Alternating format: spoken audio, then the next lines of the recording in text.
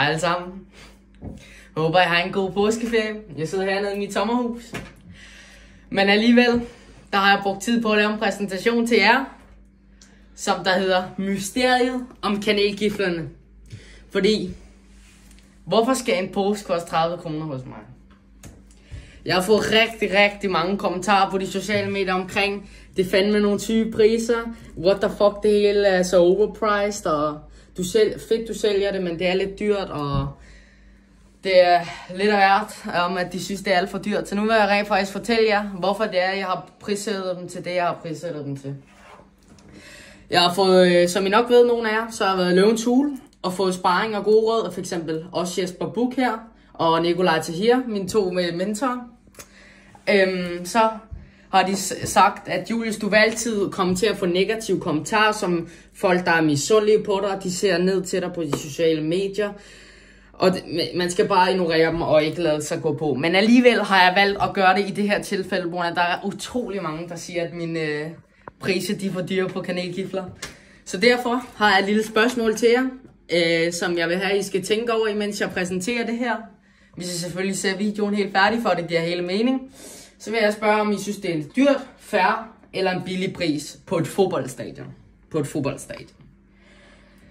Og i den anledning, så har jeg også valgt at fortælle jer om, dengang det startede i april 2023, da det var, jeg solgte mine kanelgifler og mine donuts til 10 kroner for en donut og 25 kroner for en, pose kanelgifler, fordi jeg prøvede at sammenligne mig med supermarkederne.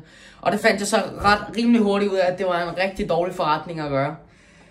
Fordi at jeg rent faktisk tager penge på det. Så nu vil jeg fortælle jer det. Jeg har været ude og lave en prisanalyse på markedet på kanelgifler. Her der kan du sige 20-25 øre i Coop. 30 kroner tager de i 7-Eleven. Og 20-25 også i Rema og i Nemlig. Så hvor 7-Eleven selvfølgelig har den samme pris som mig. Og så her, der har jeg valgt at sammenligne nogle stadionpriser, bare lige for at sige, at der er så også stor forskel på øl og på det andet, der også bliver solgt på stadion. For eksempel en 0,4 liter sølv her, cirka 45-55 kroner på et stadion, og i detailpris 6-12 kroner. Så det er altså 4-9 gange så meget pris det koster på et stadion, som det gør i detailhandlen. Og så har vi kigget på noget lidt mere børnevenligt, som sodavand, som der er lidt af det, jeg sælger også. Hvor en stadionpris for en 0,4 liter sodavand er cirka 35-40 kroner. Og i detailbutikkerne er det 0,4 liter sodavand 4,54 til 20,8 kroner. Som faktisk er 2,9 gange så meget som i detailbutikkerne. Og så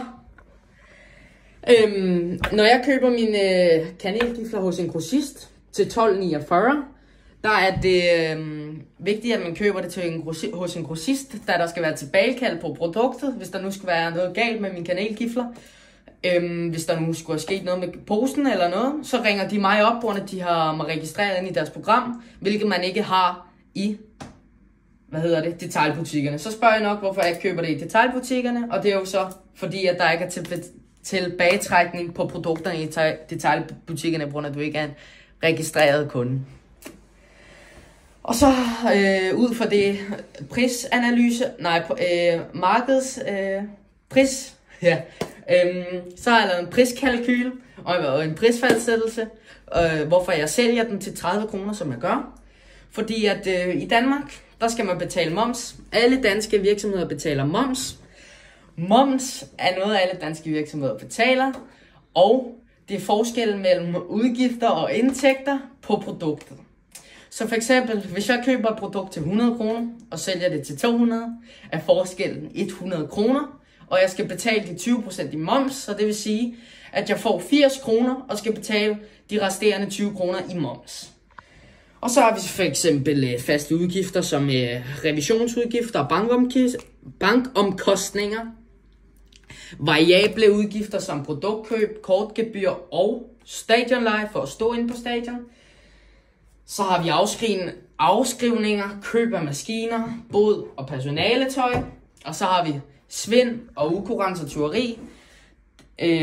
Og så har vi selvfølgelig løn til medarbejderne og uddannelse til mine medarbejdere, som i mit tilfælde er fødevarekursus, så vi kan holde det rent og pænt til kampene.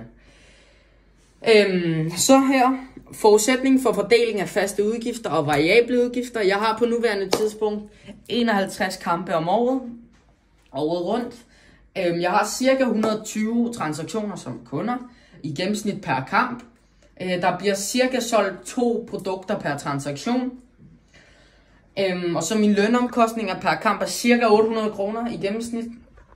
Og stadionleje i gennemsnit er cirka 15%. Og så har jeg så prøvet at lave et regnskab her, hvor jeg vil vise jer hvorfor. De koster 30 kroner. Her, der kan I se 30 kroner, det er min salgspris. Og så salgspris x-moms. Og så her, der har vi udgifterne. Køb af kanelgiflerne, det er så 12,49, når de er på tilbud, hvilket de rimelig ofte er, men de kan også koste 13,95. Og så har vi selvfølgelig stadionfee for at stå på stadion, det er 3,60 kroner per pose jeg sælger. Så har vi lønomkostninger 800, divideret 2 produkter gange 120 transaktioner per kanelgiffelpakke, det er 3,33. Så har vi kortterminaler og kortgebyr, hver gang der er en, der betaler med kort. Det koster selvfølgelig også penge. Det er 2% x-moms, og det er 0,48 kroner. Og så har vi revision, bank, bogføring. Det er, når man har et APS-selskab, så skal det også betales hvert år. Det er cirka 20.000. Og så hvis jeg fordeler det ud på 51 kampe, og med de 2 produkter og 120 transaktioner, så bliver det 1,64 kroner. Og så har vi svind og ukurrens, hvis for eksempel, når jeg nu har min bod og sælger friske produkter, jeg køber ind hver kamp, så er det ikke altid, at jeg sælger alle produkterne, og har udsolgt. Så er der selvfølgelig også svind og ukurrens, og der har vi regnet med 4%, som jeg gør i mit tilfælde. Det er 0,96 kroner.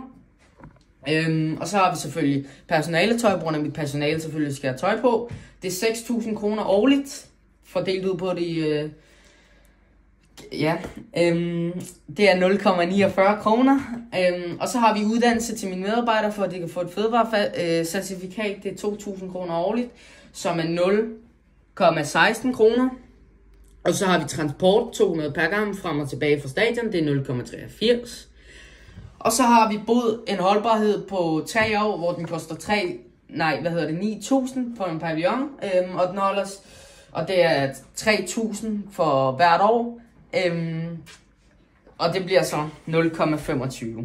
Så mine totale omkostninger, det er faktisk 24,24, så jeg taber faktisk 24 øre, hver gang jeg sælger en pose kanelgifler.